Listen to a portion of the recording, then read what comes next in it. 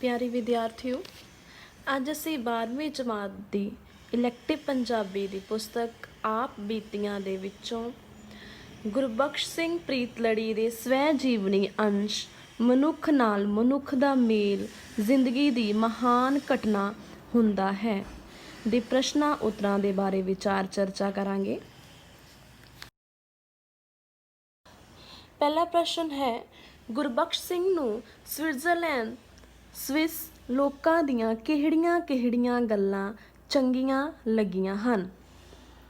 ਉੱਤਰ, ਗੁਰਬਖਸ਼ ਸਿੰਘ ਪ੍ਰੀਤਲੜੀ ਨੇ ਸਵਿਟਜ਼ਰਲੈਂਡ ਦੇ ਸ਼ਹਿਰ ਯੂਰਿਕ ਅਤੇ ਉੱਥੋਂ ਦੀ ਸਰਦੀ ਦੀ ਸੈਰਗਾਹ ਸੇਂਟ ਮੋਟਰਸ ਵਿੱਚ ਜਾ ਕੇ ਸਵਿਸ ਲੋਕਾਂ ਦੇ ਜੀਵਨ ਨੂੰ ਦੇਖਿਆ।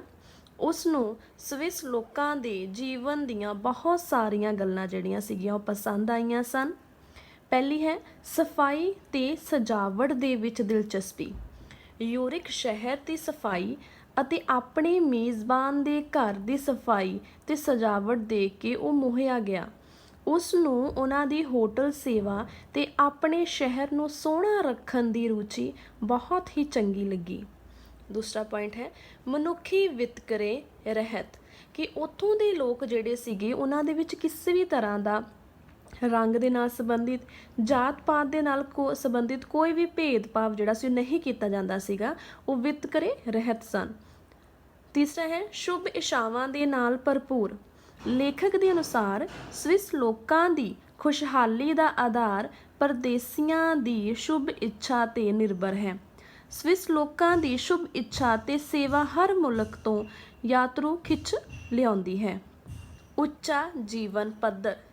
ਗਰੀਬੀ ਦੀ ਅਣਹੋਂਦ ਦੇਖ ਕੇ ਲੇਖਕ ਦੇ ਦਿਲ ਦੇ ਵਿੱਚ ਸਵਿਸ ਨਿਜ਼ਾਮ ਦੀ ਬੜੀ ਕਦਰ ਪੈਦਾ ਹੋ ਗਈ। ਇੱਥੇ ਉਹ ਜਿਸ ਘਰ ਦੇ ਵਿੱਚ ਵੜਿਆ ਉਹ ਉਸਨੂੰ ਬੜਾ ਚੰਗਾ ਦਿਸਿਆ ਤੇ ਕਿਤੇ ਕੋਈ ਕੰਗਾਲ ਕੋਠੜੀ ਨਾ ਦਿਸੀ। ਪ੍ਰਸ਼ੰਸਾ ਦਾ ਹੁਨਰ। ਲੇਖਕ ਨੂੰ ਸਵਿਸ ਇਸਤਰੀਆਂ ਦੇ ਵਿੱਚ ਮਹਿਮਾਨਾਂ ਦੀ ਪ੍ਰਸ਼ੰਸਾ ਦਾ ਹੁਨਰ ਵੀ ਦਿਖਾਈ ਦਿੱਤਾ ਸੀ। ਇਹ ਉਹਨਾਂ ਦਾ ਸੁਭਾਵਿਕ ਗੁਣ ਸੀ। ਇਸ ਤਰ੍ਹਾਂ ਲੇਖਕ ਨੂੰ ਸਵਿਸ ਲੋਕਾਂ ਦਾ ਸਫਾਈ ਪਸੰਦ ਸੁਭਾਅ, ਉਹਨਾਂ ਦੇ ਵਿੱਚ ਮਨੁੱਖੀ ਵਿਤਕਰੇ ਦੀ ਅਣਹੋਂਦ, ਸ਼ੁਭ ਇੱਛਾਵਾਂ ਤੇ ਪ੍ਰਸ਼ੰਸਾ ਦੇ ਹੁਨਰ ਦੇ ਵਿੱਚ ਉਹਨਾਂ ਦੇ ਕਮਾਲ ਅਤੇ ਜੀਵਨ ਪੱਧਰ ਦੀ ਉੱਚਤਾ ਆਦਿ ਗੱਲਾਂ ਬਹੁਤ ਚੰਗੀਆਂ ਲੱਗੀਆਂ ਸਨ। ਅੱਗੇ ਪ੍ਰਸ਼ਨ ਹੈ ਦੂਸਰਾ, ਲੇਖਕ ਆਪਣੀ ਸਵਿਸ ਮੇਜ਼ਬਾਨ ਦਾ ਉਹਦੇ ਕਿਹੜੇ ਗੁਣਾਂ ਜਾਂ ਖੂਬੀਆਂ ਕਰਕੇ ਪ੍ਰਸ਼ੰਸਕ ਬਣ ਗਿਆ? ਲੇਖਕ ਆਪਣੀ ਸਵਿਸ ਮੇਜ਼ਬਾਨ ਦਾ ਉਸਦੇ ਬਹੁਤ ਸਾਰੇ ਗੁਣਾਂ ਦੇ ਕਰਕੇ ਪ੍ਰਸ਼ੰਸਕ ਬਣ ਗਿਆ। ਲੇਖਕ ਨੂੰ ਉਸ ਦਾ ਦਿਲ ਕਿਸੇ ਸੋਹਣੀ ਵਾਦੀ ਨਾਲੋਂ ਘੱਟ ਸੋਹਣਾ ਨਹੀਂ ਸੀ ਪ੍ਰਤੀਤ ਹੋਇਆ। ਉਹ 1-2 ਦਿਨ ਵਿੱਚ ਹੀ ਲੇਖਕ ਦੀ ਰੋਜ਼ਾਨਾ ਘਰ ਵਾਪਸੀ ਦੀ ਉਡੀਕ ਕਰਨ ਲੱਗ ਪਈ। ਉਸ ਨੂੰ ਚਿੰਤਾ ਲੱਗ ਜਾਂਦੀ ਕਿ ਉਸ ਕੋਲ ਭਾਰਾ ਕੋਟ ਵੀ ਨਹੀਂ ਸੀ ਤੇ ਉਹ ਸ਼ਰਾਬ ਤੇ ਚਾਹ ਵੀ ਨਹੀਂ ਸੀ ਪੀਂਦਾ।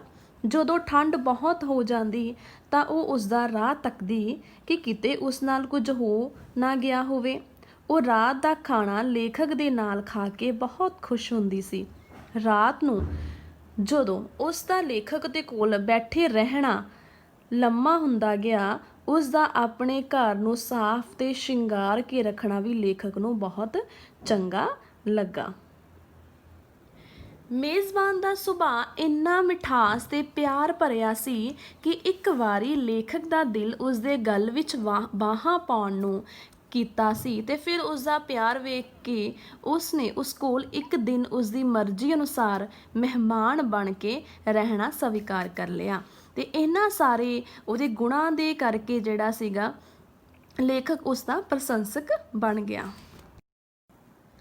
ਅੱਗੇ ਹੈ ਪ੍ਰਸ਼ਨ, ਲੇਖਕ ਦੀ ਸ਼ਖਸੀਅਤ ਵਿੱਚ ਉਹ ਕਿਹੜੇ ਗੁਣ ਹਨ ਜਿਨ੍ਹਾਂ ਸਦਕਾ ਉਹ ਹਰ ਨਵੀਂ ਥਾਂ ਚੰਗੇ ਮਨੁੱਖੀ ਸੰਬੰਧ ਬਣਾ ਲੈਂਦਾ ਹੈ? ਇਸ ਦਾ ਉੱਤਰ ਹੈ ਮਨੁੱਖੀ ਮਿਲਣੀਆਂ ਦੀ ਅਮੁੱਕ ਭੁੱਖ।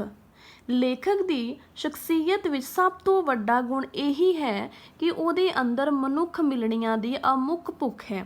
ਉਸ ਨੂੰ ਸਾਰੇ ਮੁਲਕਾਂ ਦੇ ਲੋਕ ਚੰਗੇ ਲੱਗਦੇ ਹਨ ਤੇ ਸਭ ਧਰਤੀਆਂ ਪਿਆਰੀਆਂ ਲੱਗਦੀਆਂ ਹਨ।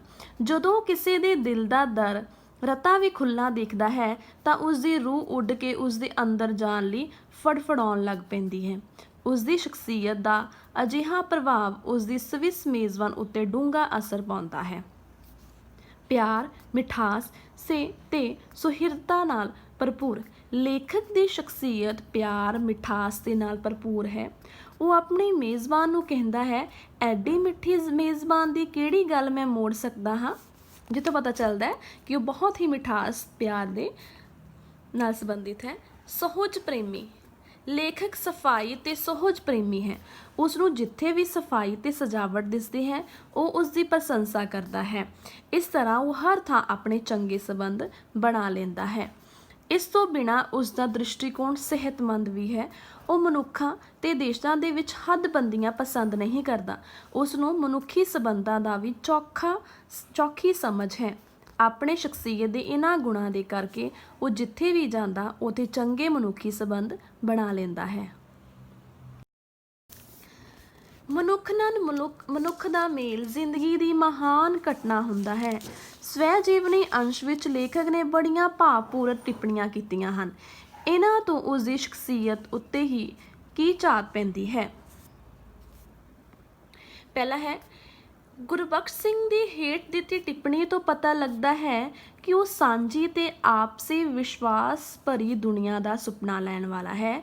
ਕਿ ਜਦੋਂ ਉਹ ਕਹਿ ਰਿਹਾ ਕਿ ਮਨੁੱਖ ਹੋਣ ਦਾ ਪੂਰਾ ਸਵਾਦ ਮਨੁੱਖ ਨੂੰ ਉਦੋਂ ਹੀ ਆਵੇਗਾ ਜਦੋਂ ਮਨੁੱਖ ਦੇ ਮੂੰਹ ਦਾ ਲਫ਼ਜ਼ ਕਿਸੇ ਲਿਖੇ ਹੋਏ ਅਸ਼ਟਾਮ ਨਾਲੋਂ ਵਧੇਰੇ ਇਤਬਾਰੀ ਗਿਣਿਆ ਜਾਵੇਗਾ ਤੇ ਕਿਸੇ ਪਾਸਪੋਰਟ ਜਾਂ ਰਾਹਦਾਰੀ ਪੱਤਰ ਦੀ ਲੋੜ ਨਹੀਂ ਪਵੇਗੀ। ਦੂਸਰਾ ਹੈ ਕਿ ਉਹ ਸਫਾਈ ਤੇ ਸਜਾਵਟ ਨੂੰ ਪਸੰਦ ਕਰਨ ਵਾਲਾ ਹੈ, ਅਰਥਾਤ ਸੁਹਜਵਾਦੀ ਹੈ।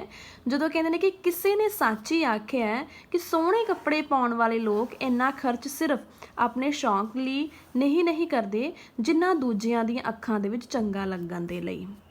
ਤੀਸਰਾ ਹੈ ਕਿ ਉਸ ਨੂੰ ਦੂਜਿਆਂ ਨੂੰ ਸ਼ੁਭ ਇੱਛਾ ਦੇਣੀ ਚੰਗੀ ਸਮਝਦਾ ਹੈ। ਕਿ ਜਦੋਂ ਕਹਿੰਦੇ ਨੇ ਕਿ ਕਾਸ਼ ਕਦੇ ਹਰ ਕਿਸੇ ਦੀ ਖੁਸ਼ਹਾਲੀ ਦਾ ਦੂਜਿਆਂ ਦੀ ਸ਼ੁਭ ਇੱਛਾ ਦੇ ਨਾਲ ਲੁਕਿਆ ਸੰਬੰਧ ਹਰ ਕਿਸੇ ਦੀ ਸਮਝ ਦੇ ਵਿੱਚ ਆ ਜਾਵੇ। ਅੱਗੇ ਚੌਥਾ ਹੈ, ਉਸ ਦੇ ਅੰਦਰ ਮਨੁੱਖ ਮਿਲਣੀਆਂ ਦੀ ਭੁੱਖ ਅਮੁੱਕ ਸੀ। ਮਨੁੱਖ ਦਾ ਮਨੁੱਖ ਨਾਲ ਮੇਲ ਹਮੇਸ਼ਾ ਜ਼ਿੰਦਗੀ ਦੀ ਮਹਾਨ ਘਟਨਾ ਹੁੰਦਾ ਹੈ।